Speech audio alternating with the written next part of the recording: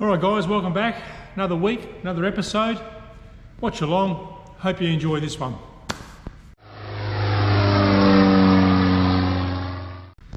Alright guys, so I just wanted to start off while the kettle boils. It's 9 o'clock Monday morning, back on the job. I've had 2 days off on the weekend, or a casual weekend. I still came out here, socialised with the guys. I do appreciate the guys who drop into the hangar and have a bit of a look. Word's out now that I'm sort of basically building my own Sopwith Camel. If you're just joining the channel, my name's Scott Matthews.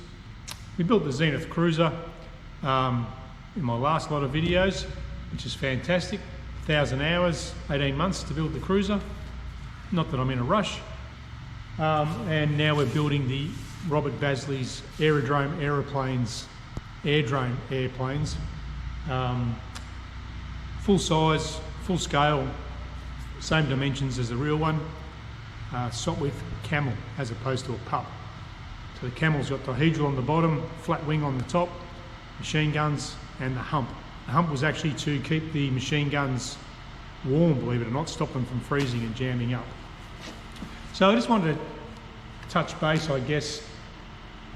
I just call it as I see it, guys. I'm a consumer. I paid for the kit, I buy the kit, and I'm just making these videos for fun. Yes, the editing and the lighting and everything and the sound could probably be better. Please appreciate it does take a lot of time and effort to put out the quality that I am. So to do better quality videos, etc., just to get a few more likes. Well, I'm not really, I'm happy putting it out there. It's also my build log. So things do take a while. The editing, etc. Bit rough around the edges. More based on getting the aeroplane built than putting out, a decent video. Well, I think they're decent enough for the audience that I've got. So that's where that's at the moment. As far as building standards go, I'm not here to upset anyone or anything like that, and I'm not making stuff up. I follow this book here. It's the FAA book, Aircraft Inspection, Repair and Alterations. US Department of Transport, Federal Aviation Admin, or better known as the AC 43-13. Now this book's got everything in there, every nut and bolt, technique, covering, cable, tells you how many crimps to put on a certain size cable that we just did. So the 3/16 cable needs 4 crimps, tells you which way to do it, tells you how to lock wire things. I also did 30 years in the RAF as a tech aide, and basically everything needs an explanation as to why it's in a certain way, and everything needs a locking medium. So there's a few things that sort of, like I covered in the last video, just undoing an eye lock to get things to spin, it's not right. If you want to do that, that's fine, but it's not right. Covers lock wiring, covering the wings, how much overlap with the edge tapes. So all your questions are answered in there, especially, how many threads protrude, things that are in safe. But my big concern is having a secondary locking medium on all this stuff, I guess. I'm not I'm not perfect, so there might be some things that I've missed and people pointed out. But trust me, everything's been thought of from 3 different angles as to why a certain bolt. And don't forget, at the moment, this thing's going to be pulled apart. So I've got lock wire in through the clevis pins and things like that. And things have got 3-4 washers on there just because I can't be bothered doing it up all the way just to get the job done. And later on, I will, before I pull it apart, I'll make sure I've got all the correct dash length bolts. I'm going to put those in little bags. I'll label it, because when you're on final assembly, the last thing you want to do is get a hard bolt in. You do it up and it's thread bound, and you've got to pull it all apart, and very annoying. That's where that's at. So building along, I just want to get across, I'm not just making this stuff up. It's not my opinion. It's the right way to do it. That's the way I operate. So what have we got going on? Wingtips. Sort of happy now. I've got a bit of a plan ahead, and I know in my mind what I'm going to do and how I'm going to do it, so I don't have to sort of stop, start and work out, reinvent the wheel every time. So the wingtips, we've done one, I'll do the other three. Trailing edge, wing leading edge sheeting, and in between those two, I've got to design my pulley system for the ailerons. Some people have used the flying trapeze method, that's fine. Obviously it seems to work. Got to keep it light as well. Alright, bottom wingtips on, all clecoed, 16th clecos, with 2 gussets. Now I'll trim it up obviously. There's actually 2 plates in there, so I've done the bottom one.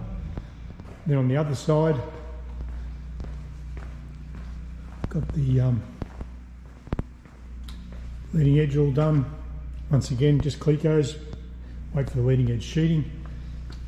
The side's all done, pilot drilled, cleco at the back. This one here had to have a bit of a stagger. The other side just missed, but this one happened on the joint, so my OCD's kicking in. And this side, just trim this up now, get my edge distance, and then we'll drill up from the bottom. So just the orientation of the plate, the bottom one of the plates will drop down and go on this side, back drill through there, snip this off and we're done. Going well. So just the bottom gussets to go. What I've learnt, I actually put the hole where I want it first. So the first one's free. You see get the first hole in there, this one's nicely in the corner. Then I mark the spar in the 2 locations, or not the spar, the job. Run a steel ruler across and nick it, and you get a tiny little line. I haven't actually scratched it yet. It gives you a centre to hit the gusset with. Alright, back at it. Bit of a game changer today with the coffee situation. It's freezing cold, 7 degrees. Tip the hot water into the cup, preheat the cup. That's a game changer, I'm telling you. Right, so as you can see, I just cut out a cardboard aileron. Because there's a lack of plans, I basically made a cardboard plan of my aileron. So I can get a visual where the ribs need to be, or where they are. This is taken from the top. Where my horn's going to go, where the hinges are going to go, how much gap, what sort of radius I need on the wingtip. I think what I'm going to do, I'm just assuming those parts under here, the 3/4 tube, I'm assuming that was for the wingtip. They're sort of unidentified parts. I'm going to do the 1/2 inch tube, 1/2 inch on the wingtip. Exactly the same as the elevator. It dawned on me last night. I'll just do it same as this. Make it easier to bend. I've got the fun bit. I've got to rivet those 3 wingtips, but we'll get to that. I want to try and run the trailing edge today and maybe make some cutouts for the pilot. Start to give us some shape. See with the aileron on, it does start to fatten her up a bit. It's going to look good. So I've just been playing around. I've got to design a pulley, some sort of pulley system. These are some rough pictures I sort of drew up. A photo I found on the internet. And, you know, I could do a angled across. I haven't got a folder though, like with a slipper. Radius. I've seen the welded bar across. I've got to get someone to weld that for me. I could use the piece we've got. What I've come up with, if you remember back on the Zenith has a little pulley. Imagine this is your pulley. It sits in there. So it also has, then it has L angles to stiffen it up. So why not use what I've got or what I've done in the past.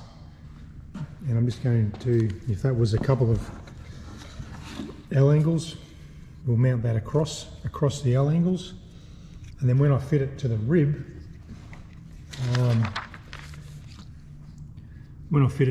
I can sort of angle it the right direction. That's what I've come up with, just been squiggling on the paper. So just round figures, I'm coming in 8 inches from the end. I'm going to put a hinge, just because it looks nice, gives me room for a drill. It'll avoid the cable as best I can. If I go too close, the cable starts to come into play. And 8 inches is a round figure. 8 inches from this end puts me in a bad spot because I've got this wingtip tube goes in 8 inches. So we'll go 8.5 inches in from the end of my tube here, and whatever that is from the wingtip. Where those two pens are gives me a good looking spread of the hinges, I guess. And our control horn, this guy, on the bottom, it'll stick out the bottom, and on the top wing it'll stick out the top. That'll be there, it's shaped against the spar. It'll go there, and this interconnecting rod, I think it's at the 2 inch, where this gets to 2 inches thick, something like that. And then there's another measurement, there is actually a dimension on that, surprisingly, 7.5 inches from the hinge line. Right, now the aileron system, let's get a bit of help on that and see what we got. Control system, aileron control. Use two systems here. One is a flexible push-pull cable and the second is a pull-pull cable closed loop system. Firewall.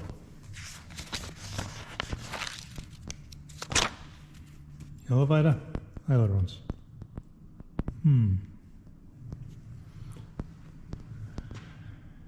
Looks like we're on our own again, fellas.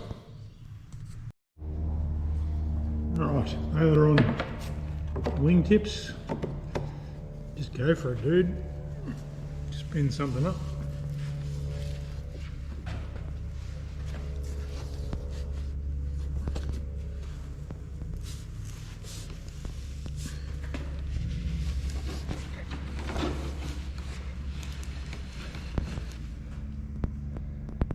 Pretty tight and release on aileron wingtip. Right, just been up my scallop out of the trailing edge, so hopefully I can go in there somewhere, fit between the two ribs, cut out that red one. Just not sure how deep that needs to be. And I'll check on the full size plans I've got over there on the wall. Alright, so my plans here. We've got a 12 and a half inch radius around there. So comes in 12 inches a foot. I'll get that close, I guess. I think with a lot of this stuff, you just got to jump in and do it, have a crack. So now I've got my 4 wingtips all perfect to each other, and it's going to be my above the pilot's head. It'll either taper out or taper in, whatever I require. You know, obviously it gets trimmed off here somewhere, so it doesn't look as savage. But just work with what you got. Just jump in, bend it around that. Sort of procrastinating how you're going to do things, just have a crack. If you stuff it up, do it again. Alright, so trailing edge going on. It does sort of scallop a little bit, but I know the fabric will hide that and just use the radius, I guess. We're nice and straight. I use my big straight edge to get it all straight, and we're level. Just got them all pilot hole drilled at the moment. I'll go through and drill the bottom. Drill from up underneath now.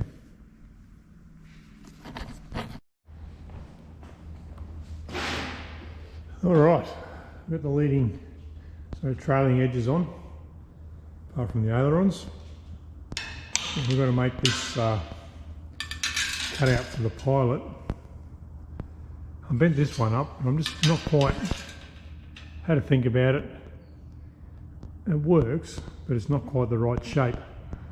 So, at the risk of wasting a bit of tube, which is probably $6,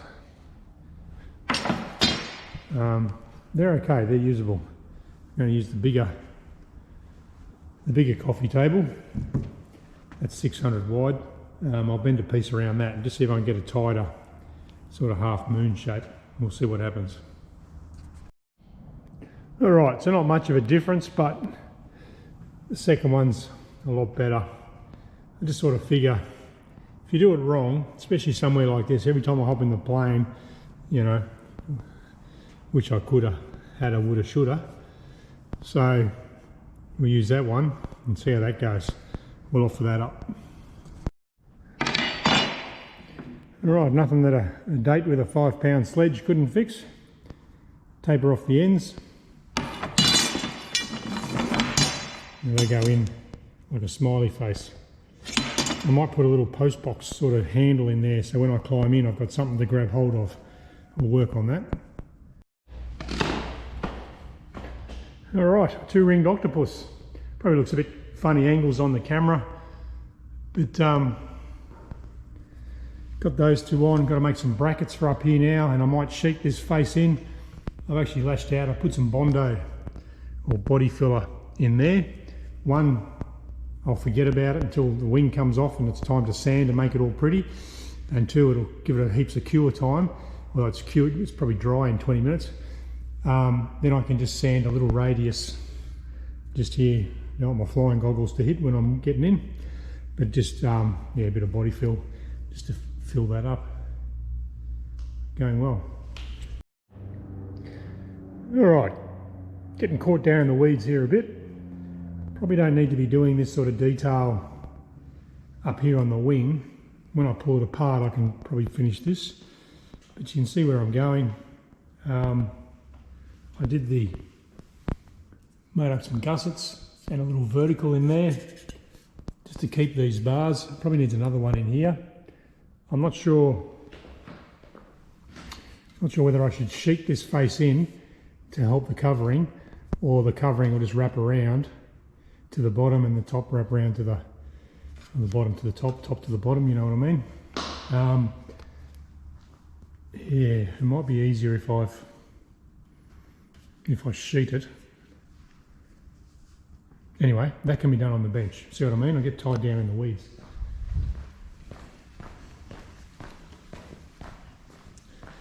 Now what I'm thinking here is I'm going to stand there somewhere, 1 foot. I think I need a peg on the side. 2, going to need something to hang on to.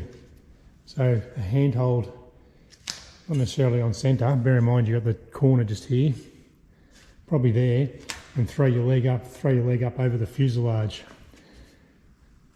Then the considerations there, if your fingertips are going to come out, that's covering on the bottom. So I'll probably need another letterbox on the bottom in the covering. But does that allow blowflies and crap to go inside your wing? Now where do you stop? Do I need to box that in? Anyway, that's something for the bench. Let's move on. All right guys, let's have a look what we got done in the last few days. So trailing edges on. This one's a little bit droopy, but I can pick that up with the tip. It's got a very slight droop in it. But really happy with the trailing edge. I've just got one rivet in each tail of the rib.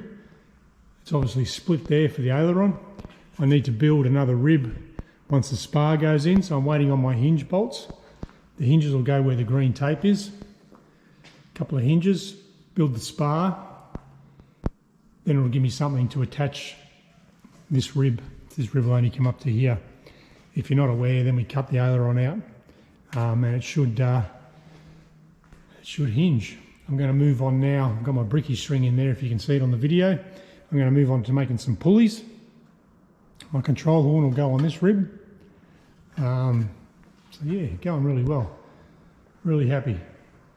We looked at that. Took a bit longer. I actually sacrificed 3 parts. Those first 2, and I boogered up one of these ones just to get the right curvature and have it relaxed. I had it in there way too tight, so what was happening, it was jackknifing the trailing edge. And on the other side,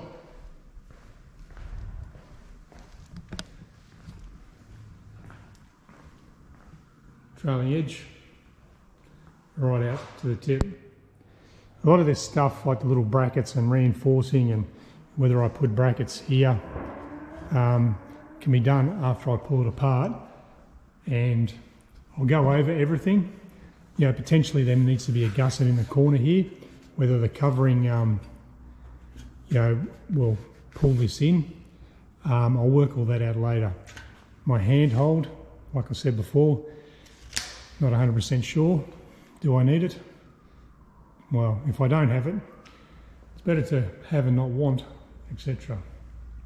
So, let's give you guys a good look at it. I probably don't slow down enough. I know with some of the build videos that I'm following, it's very hard to, you know, pause it. There might be something in the background you want to look at. Not there's too many people building these, but I've got a big steel beam here, straight edge, really good. We're obviously getting everything straight. The wings on, everything's tensioned up. We'll get the turtle deck happening probably next week, at least a template. The tail hasn't moved since I built it. I've learned a lot since doing this. If I have my time again, like anything. So, next aircraft will be better. Now, not that there's anything wrong with this. I was looking the other day, probably need some, I don't know, you need a diagonal to stop the covering, pulling some of this in. Out on the tip, there's a big area here. The covering could collapse or, you know, buckle the tip. So I'm not sure. I can just freelance, put a diagonal in there, I guess. And then on the other side, I've got my aileron cut out. Just gives me some, well, it's my plans. Just writing all my notes on there. So I've got to do 4 ailerons, obviously.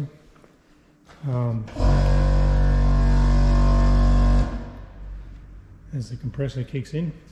But yeah, you've got to do 4 ailerons. So I want them obviously the same, or near enough to the same. And then my wingtips.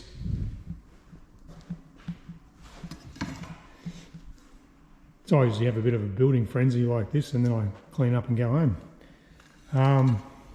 My aileron tips, you can see they will they'll fit on there like that and complete the job.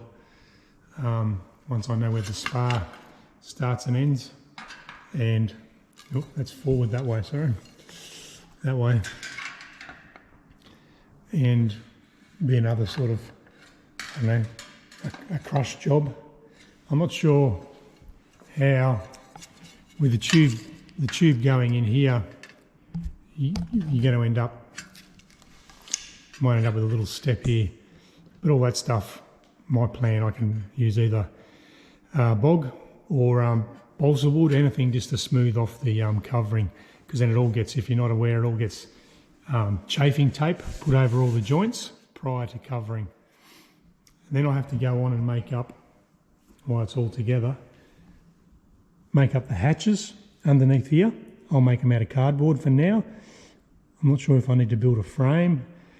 Probably, I think it would be good to have like a picture frame somehow in there. So when I do cover the wing, I can just, you know, soldering iron out the picture frame, and then I've got a nice neat hole and make the hatches fit on top.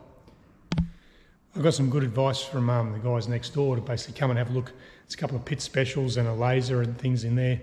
A lot of information on the tail wheel, how the cables exit the fuselage, how many hinges, the gap is a fairly substantial, like I could poke my finger through on the pits between the aileron and the wing. So nice big gaps, and pulleys, aileron connections. So, you know, it's right next door, and I sort of didn't bother to walk over there and see it. So we've done that now. Gives me some great ideas of how to actually do things right. All right, well that about covers it for these couple of days anyway. I'll be back out here tomorrow, but might wrap that one up there, and thanks for watching. Cheers.